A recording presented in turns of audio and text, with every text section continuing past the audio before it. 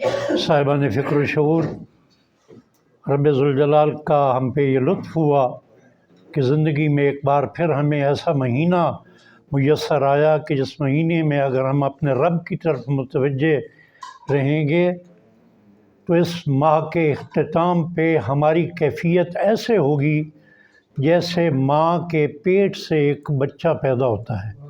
گناہوں سے اس طرح ہم پاک ہو جائیں گے۔ اس لیے معصوم نے ارشاد فرمایا کہ کم وقت ہے وہ انسان، بدبخت ہے وہ انسان کہ جس کو ماہ مبارک رمضان میسر آیا اور وہ اپنے گناہوں کو نہ بخشوا سکا۔ اور یہ اتنا متبرک مہینہ، نوجوان یہاں پہ تشریف فرما ہیں اور آج کل یہ سوشل میڈیا کا دور ہے، ماہ مبارک رمضان کے حوالے سے یہ پیغام آپ کے ذہن تک اور پھر ایک تنظیمی پیغام، اور اس کے بعد انشاءاللہ قبلہ محترم کے درس سے آپ مستفید ہوں گے۔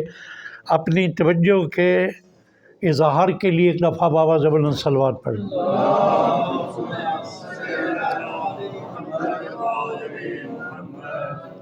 عالمین کے رسول یہ ارشاد فرماتے ہیں کہ میں جب گیا معراج پہ تو میں نے خالق سے یہ سوال کیا کہ پروردگار تیری سب سے پہلی عبادت کون سی ہے؟ تو حکم پروردگار ہوا ہے کہ میرے محبوب میری پہلی عبادت خاموش رہنا اور روزہ ہے۔ آپ نے عرض کی اے میرے پروردگار روزے کا اثر کیا ہے؟ یہ قابل توجہ نکتہ، اور اس کے بعد انشاءاللہ آپ کے اذہان تک ایک پیغام۔ تو حکم پروردگار ہوا کہ اے میرے محبوب روزے کا اثر دانائی ہے، دانائی کا اثر معرفت ہے، اور معرفت کا اثر یقین ہے۔ اور جب انسان منزل یقین پہ آ جاتا ہے تو اس کے لیے یہ چیز کوئی مقام نہیں رکھتی کہ وہ مشکل میں ہے یا آسانی میں ہے۔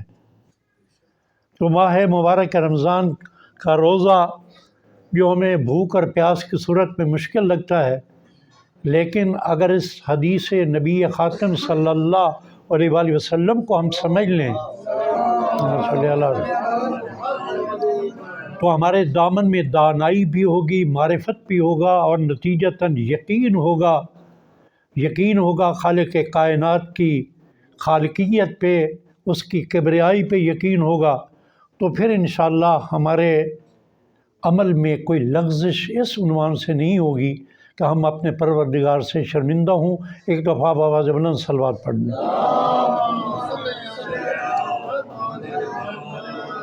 ماہ مبارک رمضان کا خود جب فرضیت کی بات ہوئی تو یہی ارشاد فرمایا گیا کہ یہ روزے تم پہ اس لیے فرض کیے گئے ہیں جو کہ سابقہ امتوں پہ بھی فرض کیے گئے ہیں، شاید تم متقی بن سکو، لعلکم تتقون، قرآن یہ لفظ استعمال کیا۔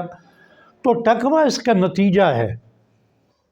تقوی کی دو قسمیں ہیں، ایک تقوی انفرادی ہے، ایک تقوی اجتماعی ہے۔ تقوی انفرادی یہ ہے کہ میں گناہوں سے بچوں، اطاعت الہی کے حصار میں رہوں، نافرمانی خداوند قدوس سے اپنے آپ کو بچا کر رکھوں، حدود اللہ کو توڑنے والا نہ بنوں، اللہ کا اطاعت گزار بندہ بن جاؤں۔ تو میں نے راہ تقوی کو اختیار کر لیا اور میں کامیاب ہو گیا۔ یہ میری ذات کا تقوی ہے۔ لیکن اگر اجتماع میں تقوی پیدا کرنا ہے، تقوی اجتماعی کے لیے اگر ہم نے کوشش کرنی ہے تو پھر یہ میرے ایک فرد کی کوشش کامیاب نہیں ہوگی، پھر چراغ سے چراغ جلانا پڑے گا۔ ایک فرد اپنے ارد گرد ایک دائرہ بنائے گا، وہ دائرہ پھر پورے معاشرے میں پھیلے گا، پھر اثرات مرتب ہوں گے معاشرے پہ۔ تو یہ ضرورت ہے تقوی اجتماعی کے لیے کہ ہمارے عمل میں اجتماعیت ہو۔ اسی تقوی اجتماعی کے حصول کے لیے، اس میں کوشاں ہونے کے لیے کوئی کاروان فکر و عمل میدان عمل میں اگر ہے تو ان میں سے ایک کاروان فکر و عمل کا نام امامیہ آرگنائزیشن پاکستان ہے۔ میں ماہ مبارک رمضان میں اکثر کہا کرتا ہوں کہ سبیل تربیت و اصلاح ماہ مبارک رمضان ہے اور کاروان تربیت و اصلاح امامیہ آرگنائزیشن پاکستان ہے۔ اس تنظیم کو تشکیل پائے ہوئے 50 سال گزر گئے۔ تھرڈ جنریشنز کا ایک سلسلہ اس وقت ہے۔ ہمارے بچوں کے بچے بھی اب میدان عمل میں ہیں۔ تو بالخصوص میری اس نشست میں موجود نوجوانوں سے یہ گزارش ہے کہ اگر اپنے آپ کو تقوی انفرادی کے مرحلے سے گزار چکے ہیں، آپ کا گھریلو ماحول، اور میں سمجھتا ہوں کہ ایک مومن کے گھر کا ماحول تو یہی ہونا چاہیے کہ اس گھر میں پلنے والے بچے قرآن سے مانوس ہوں، اس گھر میں تربیت پانے والے بچے نہج البلاغہ سے مانوس ہوں، اس گھر میں پروان چڑھنے والے دعاؤں کے مجموعہ مفاتیح الجنان سے مانوس ہوں، اس گھر میں تربیت پانے والے بچے صحیفہ سجادیہ کی دعاؤں سے مانوس ہوں۔ یقیناً ایسے گھرانوں میں آپ بہت سارے نوجوانوں نے اسی ماحول میں پرورش پائی ہے، ان کے اندر انفرادی تقوی کی صلاحیت ہے۔ میں یہاں ایک ضمناً بات کر دوں، تقوی ہے کیا؟ میرے ان بچوں کو بعض اوقات یہ بتایا جاتا ہے کہ اللہ سے ڈر جانا۔ اللہ تو سب سے زیادہ پیار کرنے والا ہے، جو یہ فرماتا ہے کہ اے بندے، میں تمہیں تمہاری ماں سے بھی 70 گنا زیادہ پیار کرتا ہوں۔ ماں کی محبت کو بھی 70 درجہ بڑھا دیا جائے تو پھر خالق کائنات کی محبت بنتی ہے۔ تو جو میں سمجھا ہوں، تقوی کا معنی یہ ہے کہ انسان اپنے اندر ایسی صلاحیت پیدا کر لے، اپنے نفس کے اندر ایسی صلاحیت پیدا کر لے کہ نافرمانی خدا سے اپنے آپ کو بچا لے اور اطاعت الہی کا اپنے آپ کو عادی بنا لے۔ اگر میرے نوجوانوں کو جو یہاں تھوڑی سی تعداد میں بیٹھے ہیں، اگر وہ گھر کے ماحول سے تقوی کی اس نعمت سے مالا مال ہو چکے ہیں، تو اب انہیں تقوی اجتماعی کے لیے میدان عمل میں اترنا پڑے گا، اور اپنی تاسیس کے 50ویں سال میں امامیہ آرگنائزیشن پاکستان آپ جیسے نوجوانوں کو دعوت فکر و عمل دیتی ہے۔ ہمارا معاشرے میں کام کیا ہے؟ آئیو کے نصب العین سے آج کی اس نشست میں اتنا ہی پیغام دے دوں گا تو آپ کے لیے کافی ہے۔ انشاءاللہ یہ ہمارے والٹن یونٹ کی جتنی بھی نشستیں ہوئیں، ہم اس میں تھوڑا تھوڑا آپ کو اسی عنوان سے پیغام دیتے جائیں گے۔ اپنی توجہ کے اظہار کے لیے ایک دفعہ پھر بآواز بلند صلوات پڑھیں۔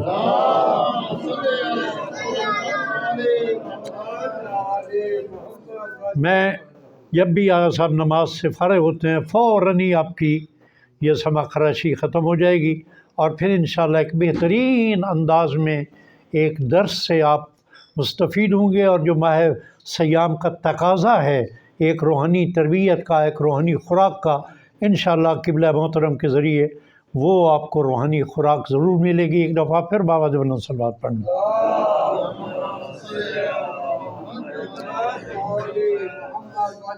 تو امامیہ آرگنائزیشن پاکستان کا نصب العین کیا ہے؟ ایک ایسے اسلامی معاشرے کی تشکیل کرنا کہ جس کی بنیاد تعلیمات قرآن اور سیرت ائمہ معصومین علیہ السلام ہو۔ کوئی نوجوان سوال کر سکتا ہے کہ جی ہم تو یہاں تعداد میں کم ہیں، ہم ایک ایسا معاشرہ کیسے بنا سکتے ہیں؟ اور شاید معاشرے سے آپ کے ذہن میں سوال پیدا ہو رہا ہو کہ ایک کلی حکومت کی بات کی جا رہی ہے، تو میں سمجھتا ہوں کہ معاشرے کی پہلی اکائی کا نام ہے خاندان۔ معاشرے کی عمارت کی پہلی اینٹ کا نام ہے خاندان۔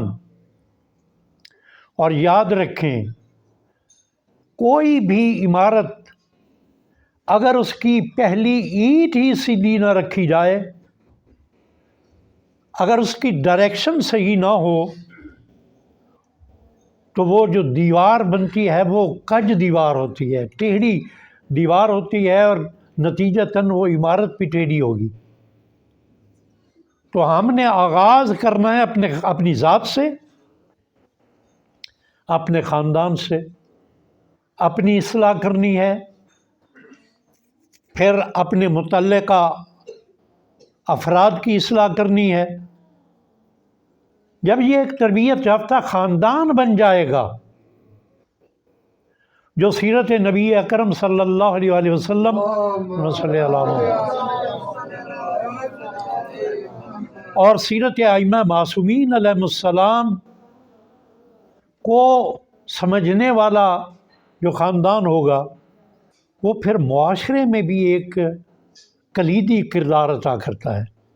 یہاں میں بچوں کو یہ بھی بتا دوں کہ جب ہم سیرت کی بات کرتے ہیں، جب ہم سنت کی بات کرتے ہیں،